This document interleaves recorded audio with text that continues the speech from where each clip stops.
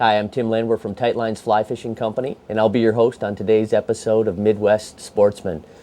We are in the coulee region of southwest Wisconsin today, or the Spring Creek region. It's also referred to as the driftless area. And the reason for that is in this area of Wisconsin, the southwest corner, the glaciers had never gone through. And the driftless area is going to encompass Iowa, Minnesota, and Wisconsin. And what we're going to talk about is the trout fishery that we have in this region. And the trout fishing is amazing. We're dealing with trout populations of anywhere from 500 to 3,000 trout per mile.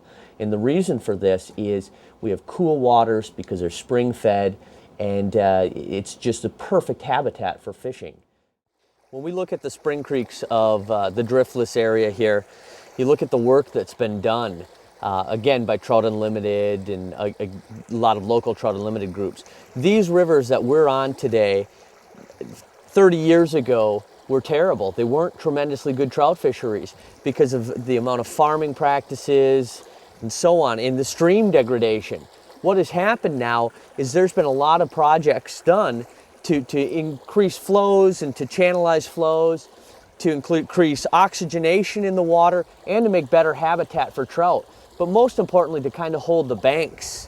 What we're looking at right here, this is what's referred to as a Lunker structure. And what a Lunker structure is doing is it's carving, it's channeling into a bank, and it's actually cutting out a deep layer underneath. You can see there's rocks up on top here, but underneath that, it's basically wooden pallets that are driven in, and the water is very, very deep underneath it. The advantage of this is giving trout the shelter that they need and the protection from predators. The other thing that it's doing is it's keeping the bank stabilized. So if I take a look, if I kind of come in here, the river has been narrowed here to increase flow, and then where the elbow comes in, all of that is being dug out. So I'll show you kind of the depth that's obtained by doing something like this.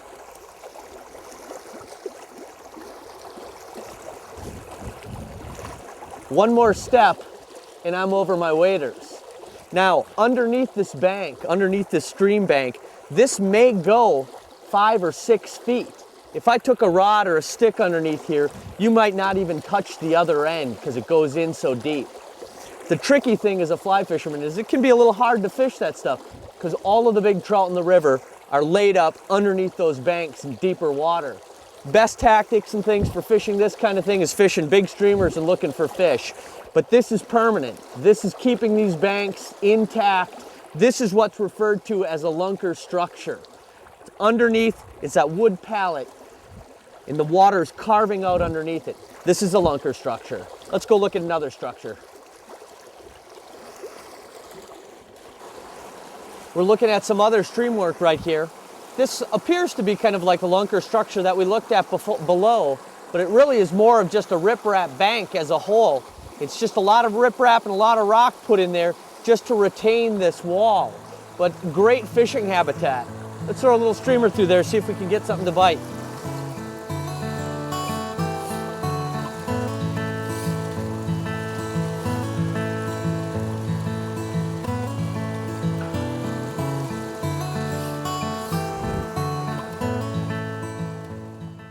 Now, this is another piece of structure that's been put in on a lot of our spring creeks.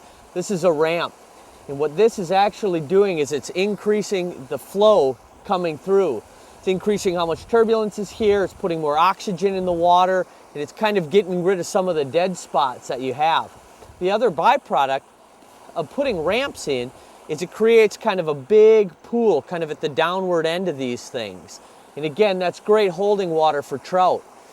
But these are the kind of things that are put into our river systems to make them quality in what they are.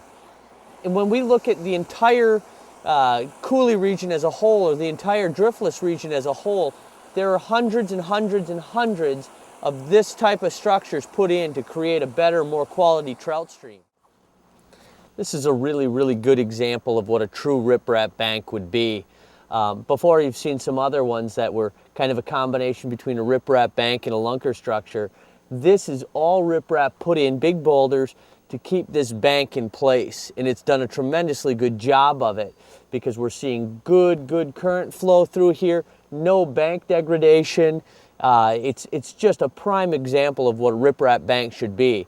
And you're going to see this on most of the streams that have been worked on down here. This riprapping is very common. And the advantage of a riprap bank versus necessarily lunker structures is, number one, they're easier to fish than a lunker structure. And number two, riprap is essentially forever, where the lunker structures themselves will last a long time, but because they're constructed with wood underneath, you will have an issue, with down the road, they're going to have to do more work to them, where these kind of stay exactly as they are. But this is what you're going to see very commonplace on a lot of our rivers. And this is also a great way for them to narrow the river itself. Some of the areas that get real wide and sediment and with a lot of sediment, this is a great way to shrink the rivers up, allow more flow through them, and get rid of some of that silt and sedimentation that actually occurs on them. So this is what you're going to find a lot on our streams. One of the amazing things about the spring creeks is they are really spring creeks. All of these little tiny ice cold creeks that run down from the coulees and from the hills are freezing cold. This is the other reason. It's not just the rehabilitation work and things that have made these rivers so wonderful. Part of the natural end of it on their own. They're very, very cold. And a lot of the spring creeks won't change temperature more than 10 or 15 degrees from January till July. So they're icy cold, and it's the perfect habitat. It's kind of like having a chiller on these streams, and it's perfect for trout. But again, it's all of these icy streams that are coming into all of these rivers that are keeping them cool. The wonderful thing about fishing these spring creeks and these coulees is the fact that we have so much public land or private land that I guess would be public. All of these landowners have been incredibly cooperative with Trout Unlimited and the DNR to allow all of us to come and fish on these properties. That's why there are hundreds of miles of these streams that have this easement on it, like what you see in the sign. We're so fortunate to have this. When you look at rivers in Montana, a lot of times there are private lands like this that are leased for fishing, but it costs you $100 a day without a guide to even step foot on it, where we have this for free. The thing that's so important is, as an angler, we hold up the responsibility of making sure that we do exactly that and respect those landowners' rights.